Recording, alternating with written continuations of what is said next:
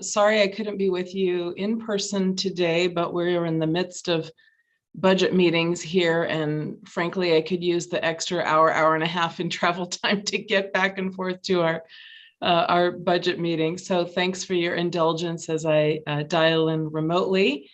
I thought we were going to be able to welcome Shane Dilley today, but I guess he's not able to join us, so we'll welcome him at our next meeting. I'd like to call this meeting to order of the PAG Management Committee. And first item on our agenda is the approval of the January 12th meeting summary. Any questions? If not, I'll entertain a motion. Motion to approve. And a second? Second. All right, motion made and seconded. All those in favor signify by saying aye. Aye. Aye. All opposed? Motion carries. We have two consent items that are for consideration today. They're just listed for information. The Environmental Planning Advisory Committee issues list for 2022, and then the region-wide Highway User Revenue Fund report. I'm not intending to call on staff unless we have any questions. I do have a question, Madam Chair. Certainly. If that's okay. Floor is yours, Mike. Thank you. Thanks, Mary. So I'm just curious, Jim, maybe you could help. What are you hearing on HERF revenues coming forward? Anything? Are you in any trend at all that should be of concern to us? Mr. Ortega, I have not been tracking HERF as closely as some of my colleagues here have been. That would. I can help answer that, and obviously we have other staff here as well. So it's been doing relatively well. We anticipate that it's going to exceed projection this year. Unfortunately, with the gas prices going up, who knows what's going to happen in the balance of the year. But we've been getting reports from ADOT, and we're tracking really well so far. Any concerns on their part? Are you hearing? Other than the gas prices going up at this point, yeah, there's no other concerns. I think the HERF revenues are going to be outperforming the projection. Great, thanks. Thanks, Mayor. Madam Chair, if I may, just want to acknowledge that Shane Dilley just joined us, and want to welcome him. And obviously, I'll have you hopefully do the introductions and introduce Shane to the rest of the team. Great, great. Well, Shane, nothing like making a grand entrance. So I'm sorry I'm late, Madam Chair. I apologize profusely. No problem. For those who don't know, Shane Dilley is the new Sahuarita town manager. Many of us have had the privilege of working with Shane over the years, and he comes to us most recently from Flagstaff, but he certainly is from Southern Arizona, having served as the city manager for the city of Nogales for, I think, over 5 years. So Shane, we welcome you back to Southern Arizona, you and your family. Welcome. Thank you, Mary. Thanks for taking a pause to acknowledge that. I'm a real honor to be with you and this team. So definitely feel welcomed. Thank you. Great, great. Well, we look forward to continuing to work with you, Shane, and having you join our regional team. Thank you, Mary. All right, next item on our agenda is our legislative update on proposed transportation-related legislation. David, we'll turn this over to you. Yes, good morning, Madam Chair and members of the Management Committee. It's a pleasure to be speaking to you all today. Once again, my name is David Zinda, and I'm the Policy Analyst here at Pima Association of Governments. So as of this morning, according to my last check, I believe it is day 59 of the second regular session of the 55th Arizona State Legislature. So we are a little over halfway through in theory. As of today, some 1,746 bills have been posted, which I believe, according to my count, is a record, but that record is normally beat every year anyway. The deadline has already passed for members to introduce any new bills. Earlier in February, the House began considering bills that originated in the Senate, and the Senate began considering bills originating from the House, crossover week as they call it. The final day that each chamber can consider bills from the other chamber will be March 25th, so coming up. It's important to note that appropriations bills do not necessarily follow this kind of same path or deadline. And many, if not most, of the transportation bills that we're looking at fall under this category. However, any delay with these kind of appropriation bills weakens the chances of realizing the actual funding in these bills for ultimate inclusion in the budget. And that will be the mark of success if these bills are included in the budget later on down the road. They don't always follow the path of, say, normal legislation. However, their passage through various committees is an indication that they will be likely to be included in the state budget. With that in mind, here are a couple of bills we are interested in. Most of them are progressing quite nicely. The only exception is House Bill 2263, first on my list, which is would establish a transportation funding task force. Of course, we all know that gas tax is not increased in some time. I think this bill would have helped identify other solutions to get that revenue. It was assigned to a House Transportation Committee, but received no hearing, which effectively means it's dead, at least for this go around. House Bill 2598, which is the same as Senate Bill 1356, is the transportation tax in Maricopa County, in a sense, their version of the RTA. The Senate version did pass out of the Senate Transportation Technology Committee a few weeks ago. It was put on the Senate consent, but received objection, and no scheduled third reading, debate, or floor vote has been held yet. So we'll keep an eye out for that, see what's going on up there in Maricopa County. House Bill 2728 is an appropriations bill that would fund a Tier 2 study for 3 different projects throughout Arizona, including the Sonoran corridor. This item will be discussed more in the next agenda item following my remarks. But essentially, it would provide $14 million in funding for a Tier 2 study in the Sonoran corridor in Pima County specifically, in addition to $25 million for the I-11 in Maricopa and $19 million for the north-south corridor in Pinal County. This bill has passed the House 56-3 on 24th of February, and now is ready for the Senate and has been assigned to the Senate Appropriations Committee as of yesterday. Senate Bill 1148 affects the vehicle license tax sales price. So currently we compute the value of the vehicle license tax based on the manufacturer's base retail price. This bill would change that to the actual retail sales price, effectively rewarding you if you're able to bargain and get a deal on your car and thereby pay a lower tax. This bill has passed out of the Senate committee, has not seen a floor vote quite yet. And it is estimated by some legislative analysis that it would reduce VLT revenues to the state by around $70 million annually. Senate Bill 1239 is an appropriation bill widening I-10 from Chandler to Casa Grande. This bill has passed through the Senate 27-1 and will be heard in the House Transportation Committee, I believe today or tomorrow. House Bill 2701 relates to the transaction privilege tax, in particular for prime contracting. This is going to reduce the tax base for the prime contracting classification of the transaction privilege tax to 60% of the gross proceeds of sales or gross income derived from business or contracts entered in to July 2023 through June 2024, and then decreasing to 55% the following year, down from 65% currently. This bill has passed out of the House and was referred to appropriate Senate committees last week. Senate Bill 1004 is also another TPT bill, and this one affects remote sellers. This is a striker amendment as well. The big picture is that it extends reciprocity. That is, if another state tax agency extends comity for remote seller administration, we'll do the same. The relevant point for us, though, is it applies TPT to taxable sales instead of gross sales, which may have a fiscal impact on the general fund and would likely lower TPT revenue. The Senate Committee of the Whole has approved this, but currently there has been no further action. Turning to a couple bills that relate to transportation technology.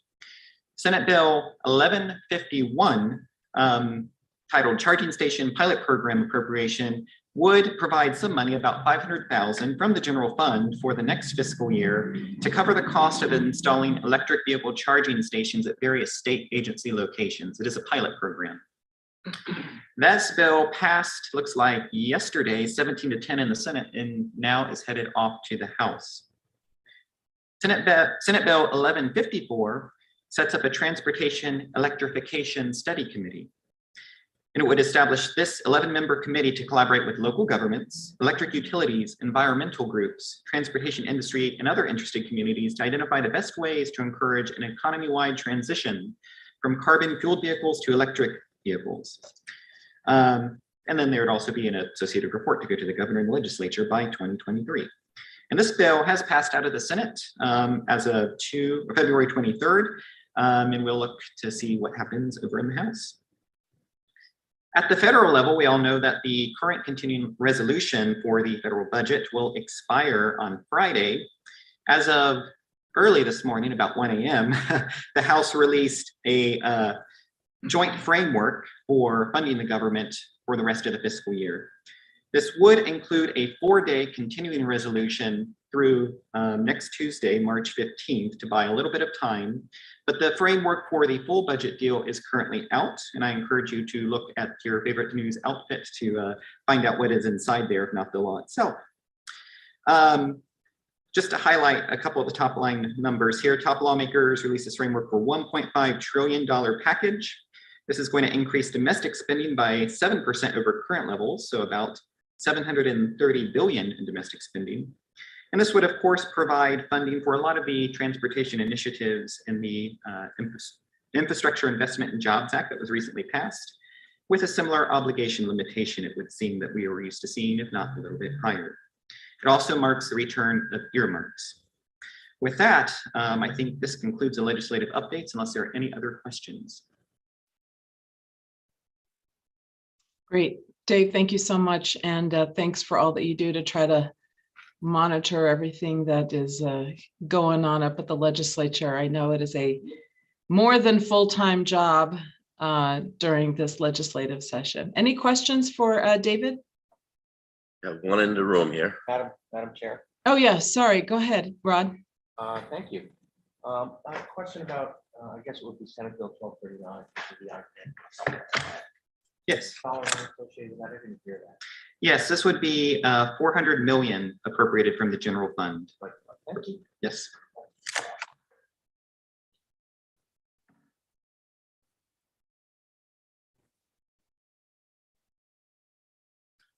Okay, great. Any other questions for David? All right. Our last item on our agenda for today is the Sonoran Corridor Tier 2 funding opportunity. And Jamie Brown is going to brief us. Jamie? Thank you, Madam Chair, members of the committee. Appreciate the opportunity to talk about a Tier 2 funding opportunity for the Sonoran Corridor. As way of background, many of you are aware that the Regional Council has a history of support for the Sonoran Corridor, dating back to January of 2015 with the approval of a resolution of support for a connection between I-10 and I-19 south of Tucson International Airport in the Sonoran Corridor. That triggered a series of events, including identification by the state of Arizona, as well as designation of the Sonoran Corridor as a high priority corridor of the national highway system as part of the FAST Act in 2015. In March of 2016, the Regional Council approved a TIP amendment to fund a Tier 1 environmental impact statement study for the Sonoran Corridor. Last fall, an important milestone was reached when ADOT and FHWA completed the Tier 1 study, with the culmination, which culminated in a final environmental impact statement, or FEIS, and record of decision, or ROD, which includes the selected alternative. Now on your screen, you can see the selected alternative, which is alternative 7 from the FEIS. On the west side in Sahuarita, it would begin along I-19 at El Toro Road, and as it moves eastward, it would connect to an extension of Alvernon Way. As it heads north, it would connect at Old Vale Connection Road, and then as it heads east again, it would connect to I-10 at Reeder Road. The FEIS includes a phased implementation plan. It's important to note that in the phased implementation plan, it states that if the project is developed in phases, as suggested here, in that plan, it would require a tier 2 level of analysis as part of the approval process.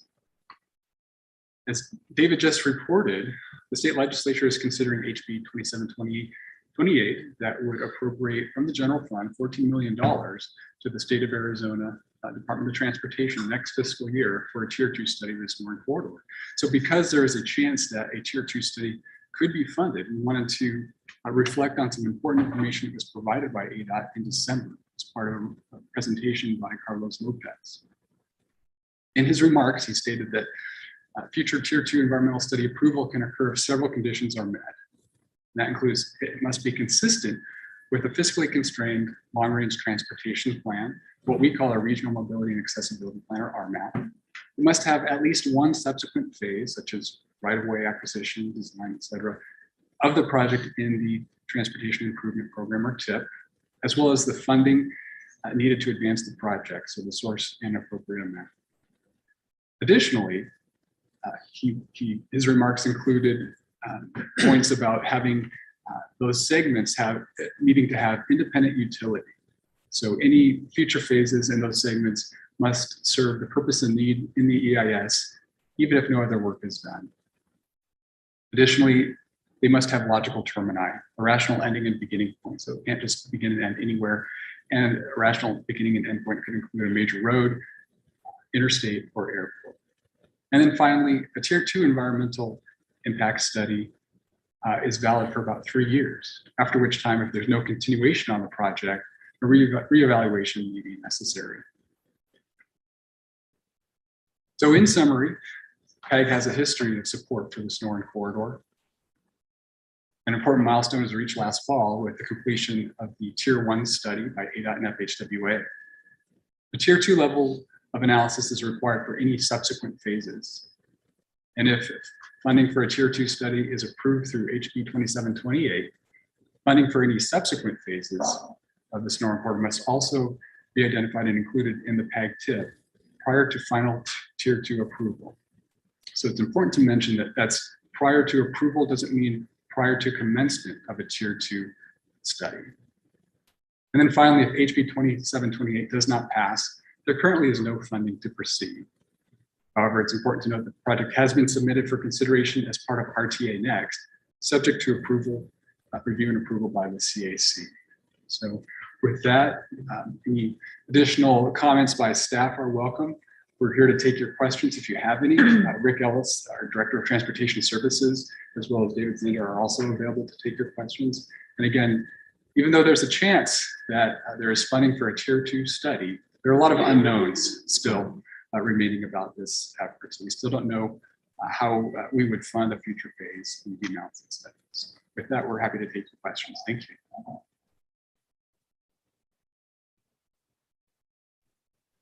All right, great. Jamie, thank you so much. Carmine.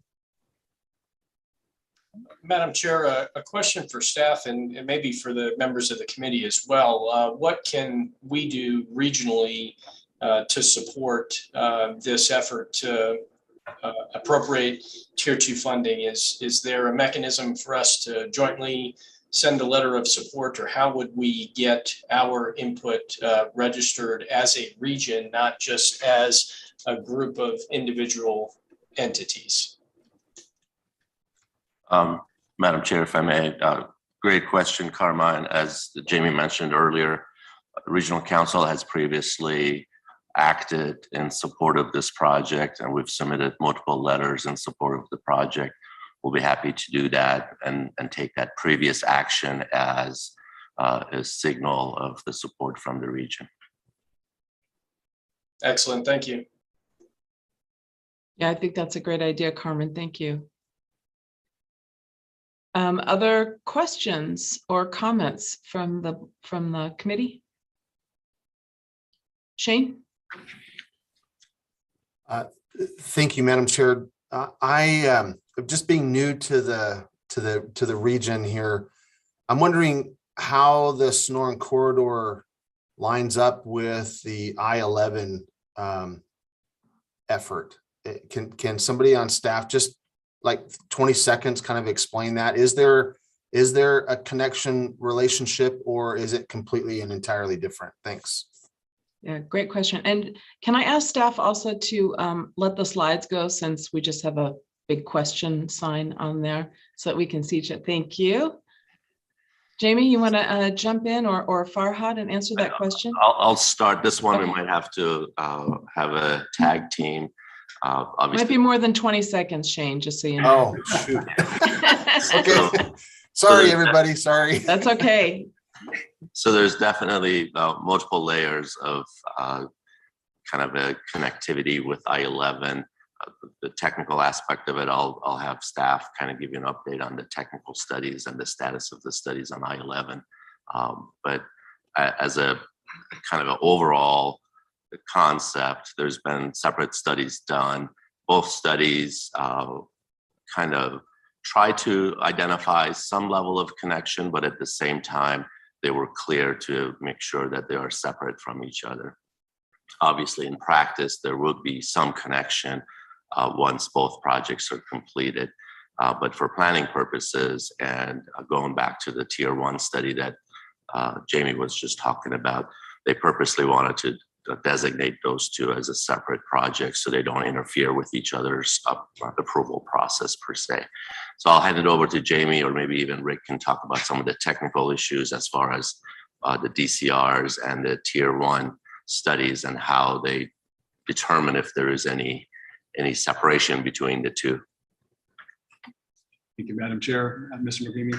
Rick, did you want to? I don't know if I could add anything extra on top of that, because Farhad's completely correct that they were treated as two independent analyses, two independent facilities, in recognizing the purpose and need of those, and then ensured that those were completely removed so that there wasn't any overlap or segmentation considerations. However, they do share probably what's going to be considered a common location where it connects to I-19, but that's for geographic and location purposes only. Mr. Lane, did you have any additional comments? No, I think that is reasonable. Like I said, they are two independent studies. And until the funding comes in, they're really going to be treated that way. I think during the final design process, when they get out of the DCR and concept study, then you'll start to see how the relationship between the two starts to develop. Madam Chair, thanks for, and team, thanks for indulging the question a little bit. If I heard it right, there is, at least in concept, an idea of some collaboration as to where the Sonoran corridor and I-11 meet at I-19. Did I hear that correctly? I think you could expect that as it proceeds to a Tier 2 for those particular segments on that, that would be an expected, how do we make sure that we've got solid and seamless integration and we're a connection to I-19, as well as recognizing, even though they're both independent facilities, how can they coordinate and orchestrate with each other so it at least operates effectively? Thanks. I just recognize the sizable footprint of those interchanges and their potential impacts on any community. And so I was hoping that there was some connection between the two. So thanks a lot. Appreciate it. If I may add to that, as far as timing, as you all know, even with the proposed bill that's being considered right now, most likely, at least within Arizona, it'll start from north and work their way down in phases ultimately to south. So we're talking about, several years down the road before even that Tier 2 study for I-11 for the south portion potentially would get funded. Okay, great. Any other questions for Jamie on the Sonoran corridor Tier 2 funding opportunity? All right, seeing none, I will entertain a motion to adjourn the PAG Management Committee. So moved. Second? Second. All right, all in favor of adjournment signify by saying aye. Aye. Aye. Any opposed? All right, we are adjourned, and I graciously turn the chair position over to Mike Ortega. And Mike, all yours, my friend. And if you don't mind, we're going to pause until 9 o'clock for the balance of the TMC members to join the call as well. So we got a 5-minute break here. Thank you all.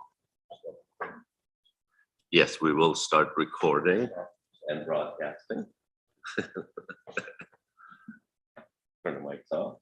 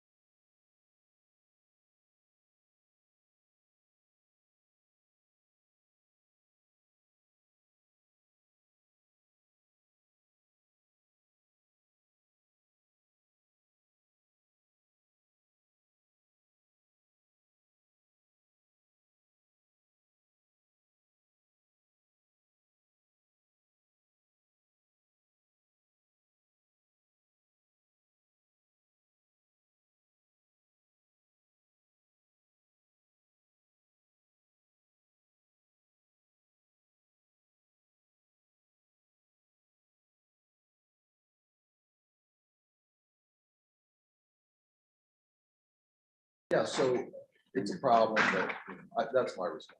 So we'll talk about that afterwards. Okay. After the meeting, so I haven't had an opportunity to share what I want to do. All right, you have a quorum and we're back on, I believe. If you want to start. Should be green. Okay, good morning again, everyone. I don't see anybody else on. Is anyone else on? We do have some of our private sector members added on, and we do have a quorum. Okay, very good. Well, good morning, everyone. I will call the Technical Management Committee meeting to order promptly at 9 o'clock or thereabouts, 9:01.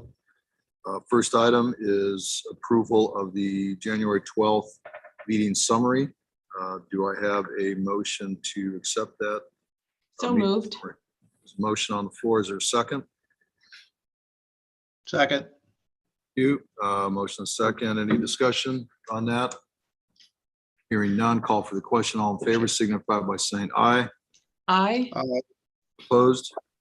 Motion carries. We'll move on to an informational item, which is the RTA revenue update and recommended RTA FY23 revenue budget by Mr. DeGroote. So James, you're on. Thank you, Mr. Chair, members of the RTA TMC. I'm going to give you both an update on what we're seeing in terms of recent TPT revenue collections, and I'm going to make a recommendation for our revenue budget for fiscal year 2023. In terms of where we stand right now, we took a deposit last month in the amount of $9.82 million. That represents collections that occurred during the month of December. So these are our holiday sales season sales. I have to report to you that it was a bit of a disappointment. Although we did see growth, we grew by 3.4%. We underperformed our neighbors to the north. In fact, in the MAG area, while we grew 3.4%, the MAG area growth was 22% for the same month. Now, we are still on track for a little over a 10% annual year-over-year revenue growth. And we have an even bigger growth or change to budget amount. But we did a little researching on this, and one of the things that we found was that there was a significant change in our utility TPT. As it turned out, now we do not get direct information on our sales taxes. By state law, we are prevented from doing that. Cities and towns have transparency looking at and can request specific taxpayer information. We don't have that. We did reach out to the Department of Revenue, and one of the things that we found was that there was a decision that was made by the Department of Revenue relating to utility taxes paid on manufacturing and smelting. And it allowed basically for, exempts those activities from utility TPT. So if you are doing a process that consumes a lot of electricity, you would have previously paid taxes on that. That's now exempted. And there was also the ability for those taxpayers to do a look back and get reimbursed for taxes paid prior or as far back as 2014. And that is what we believe occurred. That's what the Department of Revenue is telling us. They've not identified the specific taxpayers. They have indicated that there are likely other adjustments coming. So we'll probably see this particular category of our TPT affected. Now, the total net or the total change year over year from December of 2020 to December of 2021 was about an $878,000 amount. So if we were to have added that in, add that into our TPT total, we would have looked at about 12% growth, which I thought was pretty. Were it not for this particular adjustment, we would have seen better growth than we did. So I became less alarmed when I saw that 2.4%. Some things to also take a note of is hospitality related collections. December is not one of our peak months. Usually it's on the climb to the peak. You know, if you look in history, pre-pandemic, very cyclical. We'd see a peak every year in the month of March, and a little peak on the rising limb in the month of October. And we've seen quite a bit of variation to that historic pattern through the pandemic. And in fact, during October, we set an all-time record this past year in terms of hospitality related TPT collections. Now, what's hospitality? In my, what I'm lumping together on this are amusements, transient housing, and bar and restaurant sales. Bar and restaurant sales have been really leading it. And again, October was a record for bar and restaurant sales. And we saw the second highest amount of bar and restaurant sales for the month of December, which again is not one of your peak months for bar and restaurant sales typically. The other thing that we've been watching pretty closely is prime contracting TPT collections. We saw a little bit of an increase in December. We're still kind of in the pre-pandemic range that we had seen in terms of collections and TPT. TPT is a significant part of our overall picture. I know we had a report from Mr. Zinda at the PAG meeting about what's happening with potential bill in there. That's something we're watching as well. It will have an impact on us from a revenue standpoint, albeit perhaps hundreds of thousands of dollars a year, not more dramatic than that. But we are certainly still seeing the effects of material shortages, and that's affecting the delivery of projects and our TPT collections. Now, in terms of our history, we rely pretty heavily on the Eller TPT forecast for the region. The budget that we're operating on right now is a $94.4 million estimate in our budget this year. That was based upon what Eller predicted for us this year when they did their 2019 study. Pre-pandemic, we adopted the revenue budget prior to the most recent report that was done by Eller by us. We right now, with the revenues that we've been collecting to date, we're on pace to equal or exceed that. And we may exceed it by a fairly wide range if we were to hold to that 10% growth through the remainder of the fiscal year. We'd finish the year approaching $110 million. That compares very favorably to the $94.4 million revenue budget. So if we had no growth at all, we just collected the same amount that we collected the year prior, that would put us in about what the revenue estimate is that Eller put out for us for 2022, and that's $106.8 million. So we are on pace to equal or exceed the amount after the first 2/3 of the year. This shows the relative comparison of the Eller estimates that we've done over time. Again, the most recent Eller estimate. If you look at the bar graph here, we've got actual collections are to the left of the green line, which is the highest. The highest green line represents what we had forecast back in 2006. And then we add in the successive estimates, forecasts that were done by Eller. The furthest bar to the right on the right-hand side of the chart there, the blue bar is representative of what Eller is currently, Eller's most recent forecast shows for collections. So where do we stand in terms of a revenue budget? We're recommending that we hold to the baseline forecast that Ella put out most recently in 2022. In 2021, it was released late last year.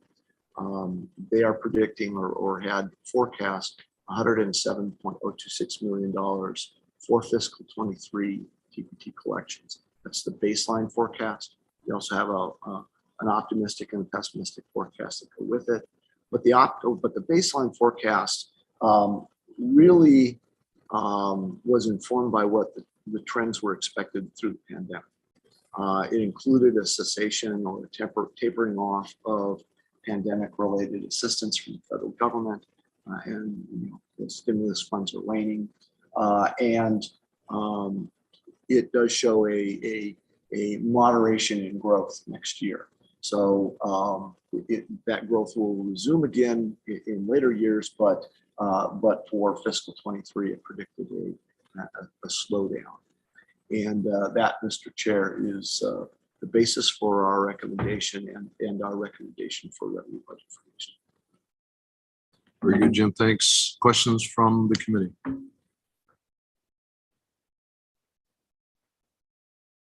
Questions? I can't believe you're getting off that easy. Jim. Good job. Well done. Well done. It's a positive report. That's why. So good job. Well done. All right. We'll move on then to item 4, which is cost to complete RTA projects, statutory mandates, and legal requirements by Mr. DeGrood. Okay, thank you, Mr. Chair. This is a standing report that we're going to be giving to both the TMC and to the RTA board. We have been projecting our funding needs, and we continue to revisit this on a monthly basis. One of the things that we have done recently is we have worked through an IGA amendment that we're going to be presenting to the RTA board this month for the Sunset Road project. The county has agreed to add $5.2 million of local funding to this project, and the RTA is we're proposing to add $15.163 million to the project to cover the funding need on the Sunset Road project. This will be fully funded or result in a full funding of the project as it's currently estimated. It does recognize that there are some project elements that go above and beyond the scope of what was in the RTA plan, and that is the reason for the additional funding being added from local sources. And continuing on, we really haven't made any other adjustments to the funding needs analysis, but we are showing a small reduction in funding need or in funding gap. We're now showing a revised funding need that ranges between $119.7 million and $77 million is the revised figure. And we will be continuing to update that as we know more with respect to both revenues and expenses. The one thing I would add is that we did add a highlighting at the request of Mayor Winfield to identify or just call out very explicitly which projects we view as having projects or that go beyond what the current scope is. So with that, Mr. Chair, I'd be happy to answer any questions. All right. Any questions for Mr. DeGrood? Mary, I see your hand up. Go for it. Thank you so much. I am just wondering if these most recent estimates are taking into consideration the extremely recent bids that I don't know about you all, but we are certainly starting to see in Oro Valley with inflation rising and the costs absolutely astoundingly higher than engineering estimates on different things.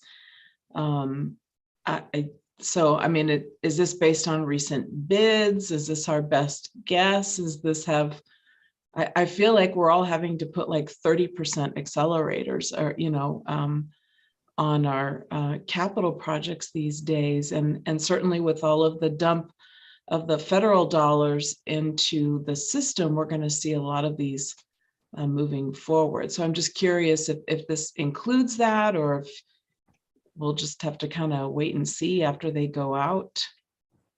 Yeah, Mr. Chair,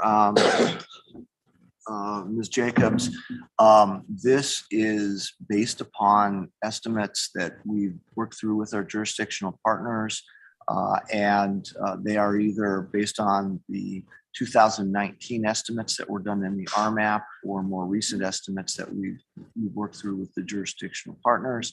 I can tell you that does not include the recent increases in costs. We are monitoring it, and as we get more information, we'll be evolving. If I may just add to that, Mary, some of these projects haven't even started the planning process. So obviously, as we get more detailed planning and design, we can update the data with more recent design cost estimates. So you have a mix of projects in here. Some of the projects have more advanced design, potentially even a 90% design cost estimate. And some projects, like I said, haven't even started the planning process. So it's a mixed bag. Okay, great. In other words, this will be a regularly updated thing, but I think that I think we can expect these numbers to go up pretty substantially. I'll translate that, Mary. Your guess is as good as mine and everybody else's. I mean, that's the Fair. Thanks, Mary. Carmine?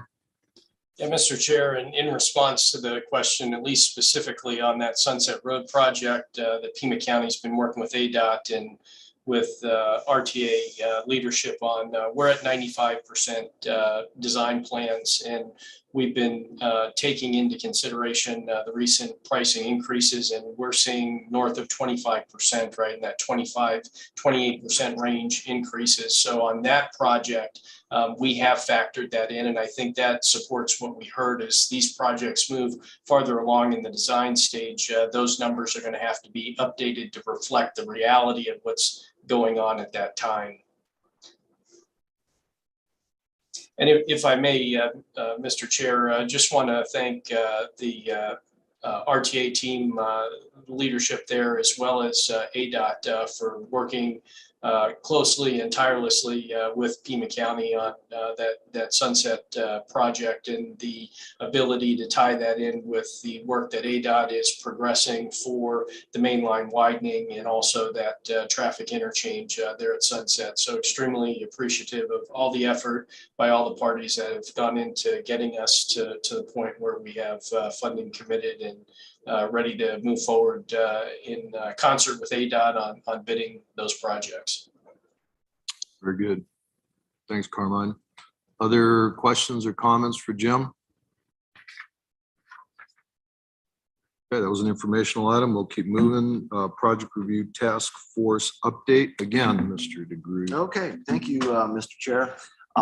This I'm not going to give a presentation on, but I will give you some update information. The Project Review Task Force began its meetings. They had their first meeting on the 7th of February and are planning to have meetings on an ongoing basis bi-weekly as they work through the quarter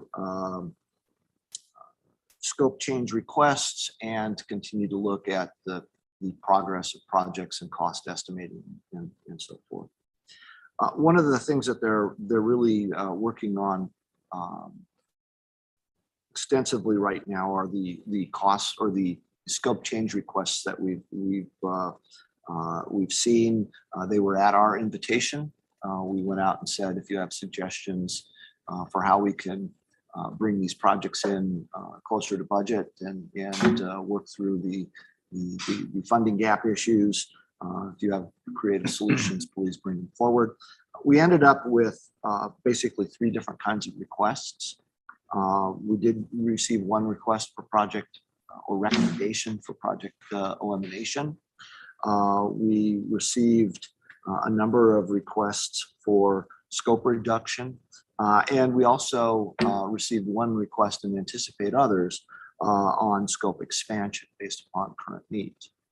So those are the three types of projects that the committee will be working on. If I may, Jim, I just want to give an update to everybody that the project that was proposed for being eliminated has since been suggested for a scope reduction. So we don't have elimination proposal anymore. Yeah. Thank you, Mr. Mangini. That is correct. I was going to mention that, but in terms of the ranges of different kinds of requests, we could get a request for elimination, although that now has been tabled at the jurisdiction's request. But anyway, what the committee did was they established criteria for looking at each of these three classification or types of requests. That is now available online.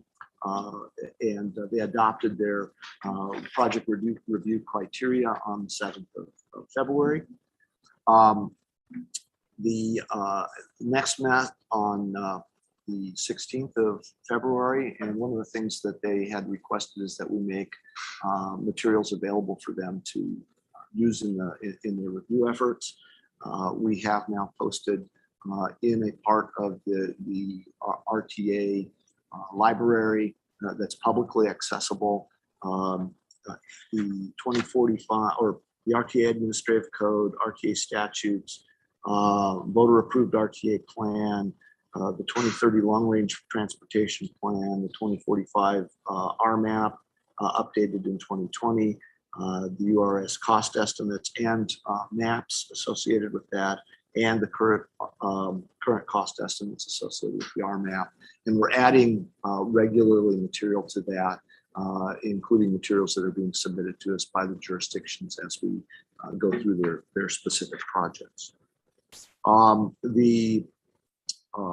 of the other things that they did was they identified a process for how they would do these reviews.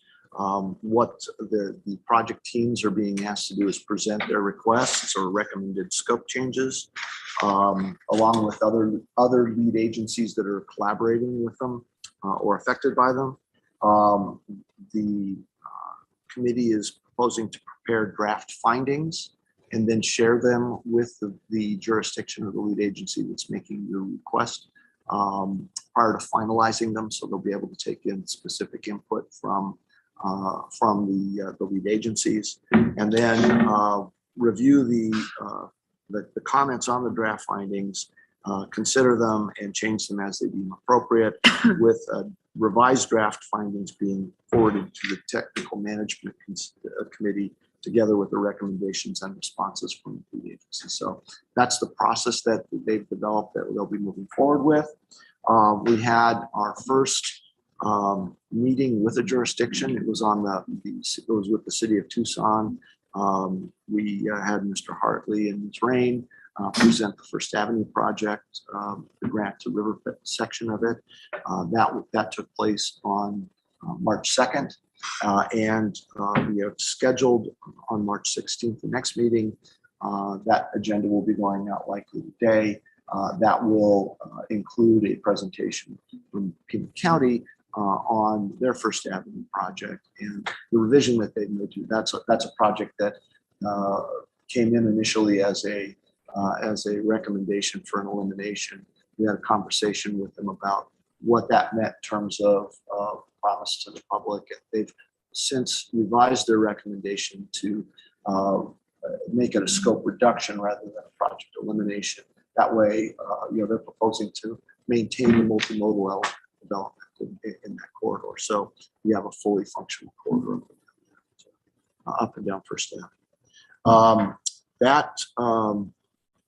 Mr. Chair, is a summary of the activities. I'd invite the two co-chairs, I believe are with us, Mr. Bernal and Mr. Lewick, to add anything to this report if there's anything I missed. Mr. Bernal or Mr. Lewick, do you have anything to add to that report from Jim? Mr. Chairman, this is John Bernal. I do not have anything to add. I think Jim's given a pretty thorough review of the activities of the group here in the last 6 weeks or so. Thank you. Thank you, John.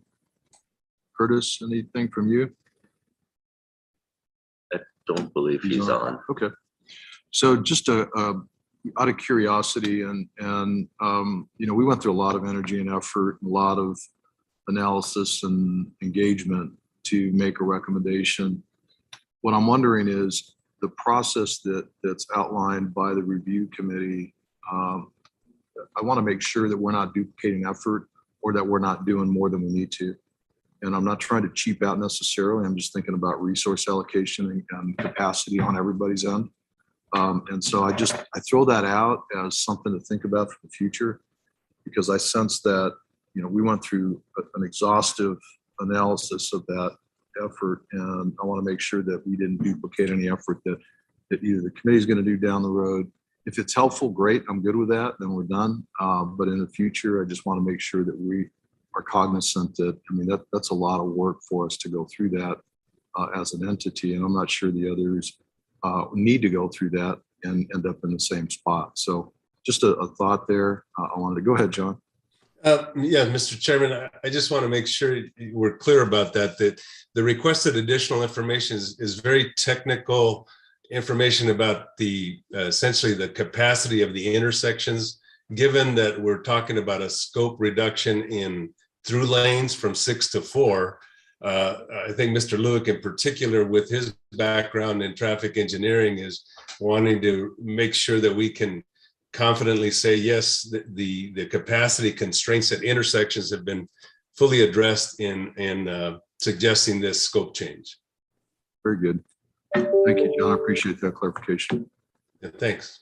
Any other questions or comments for Mr. Good or Mr. Bernal? This too was an informational item, and so no action is requested or required on that. If there's nothing else for the good of the order, I will entertain a motion to adjourn. Even if we don't get one, I'll adjourn it anyway, but I'll So moved. Second. Yep, see, that always gets people's attention.